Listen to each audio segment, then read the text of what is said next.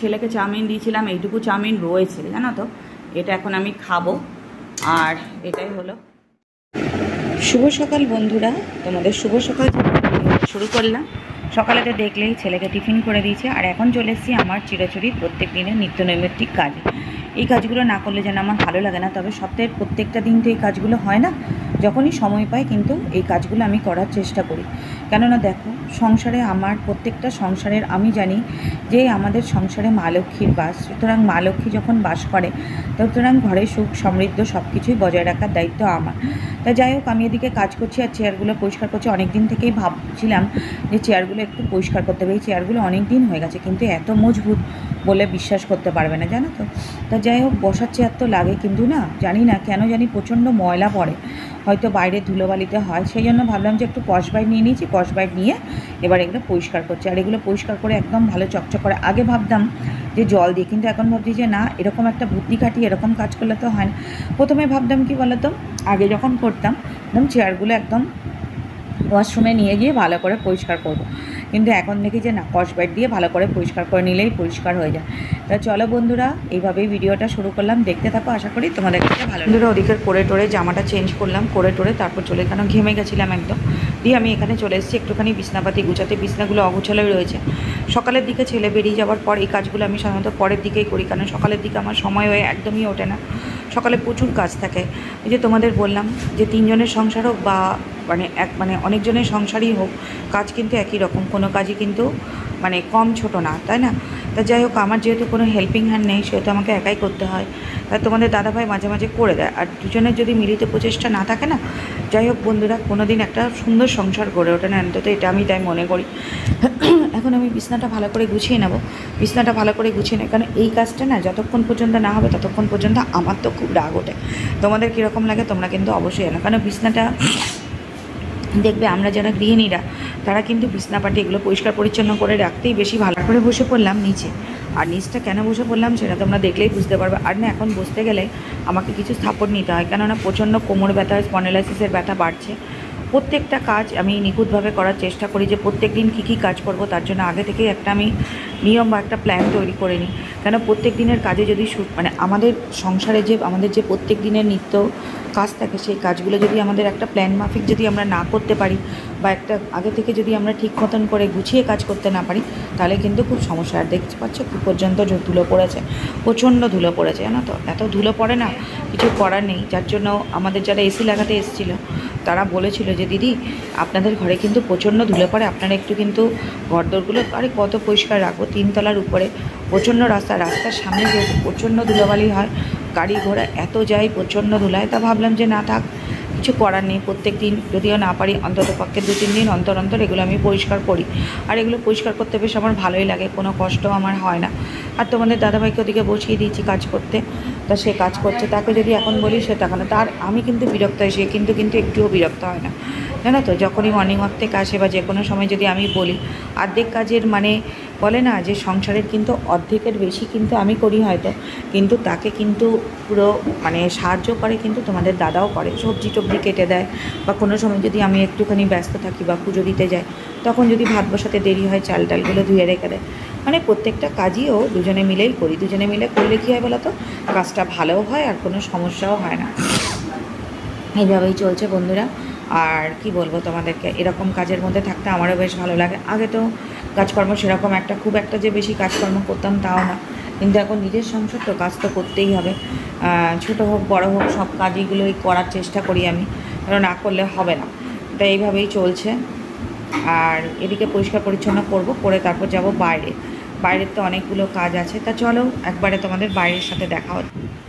এখন চলে এসেছি বন্ধুরা রান্নাঘরে। তা রান্নাঘরে কিছু কাজ আছে, তোমাদের দাদাভাই যে সবজি টবজিগুলো কেটেছিল সেটা সব কিছু করে রাখতে হবে। তারপরে বেসিনে কত বাসন ছিল সেগুলো। আমার কাজ করতে করতে অনেকটাই বেলা হয়ে যায়, আর বেলা হলে আমার সমস্যা নেই, কিন্তু দেখবে যতই বেলা হোক কাজ কিন্তু পরিষ্কার পরিচ্ছন্ন করলে তবেই কিন্তু দিনের শেষে একটা সুন্দর শান্তি পাওয়া যায়।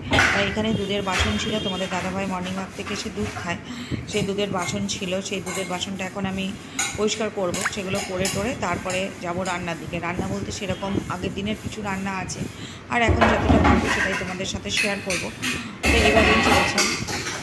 আর কী বলো তো, পোষণ যদি ঠিকঠাক করে মানে, আর এত বড় রান্নাঘরটা না মেনটেন করাও খুব সমস্যা। তো তোমাদের দাদাভাইকে আমি আবার জিজ্ঞাসা করছি তোমার কেউ দুটো কাজ হয়েছে, বলছে হ্যাঁ হয়ে গেছে। আমি বললাম যে ঠিক আছে তুমি রাখো আমি রাখছি। তাই এদিকে কাঁটাটা দেখায় বলো, বাসন পরিষ্কার করে তারপর এই যে দেখো তোমাদের দাদাভাইকে এখানে আমি বসিয়ে দিয়েছি, সে এখন কাটতে তার জন্য 1 কাপ চাও দিতে হয়েছে তোমাদের দাদাভাইকে, কিন্তু কোনো সমস্যা নেই জানো তো, সব করে দেয় তোমাদের দাদাভাই। তারপরে তো এগুলো গুছানো গাছানো আছে। আর আমাদের না, যা সত্যি কথা, ডাইনিং টেবিলটা আমি এখনও কিনিনি, কিন্তু ডাইনিং টেবিলের থেকে আমার মনে হয় নিচে বসে কাজ করতে আমার বেশি ভালো লাগে। আর এখানে দেখো যে শশাগুলো এনেছে না, খুব কচি কচি শশাগুলো। আমার তো শশা ভীষণ প্রিয়, তোমাদের কীরকম লাগে সেটা অবশ্যই আমাকে জানিও। তা চলো কী কী সবজি বাজার তোমাদের দাদাভাই এসছে মর্নিং ওয়াক করে আসার সময়, সেটা তোমাদের সাথে নিয়ে শেয়ার করব। চলো চাটা খেয়ে নিই।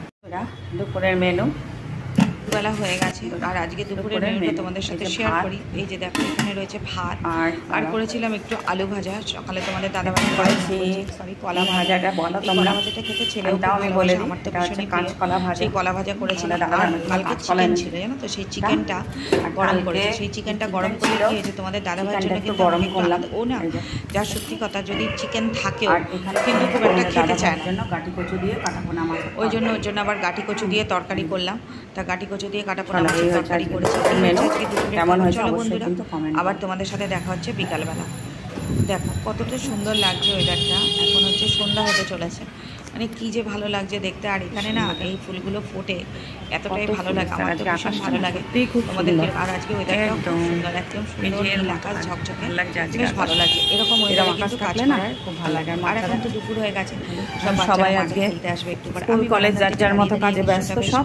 তা চলো বন্ধুরা, সেই ছোটোবেলার স্মৃতিগুলো দেখো বন্ধুরা।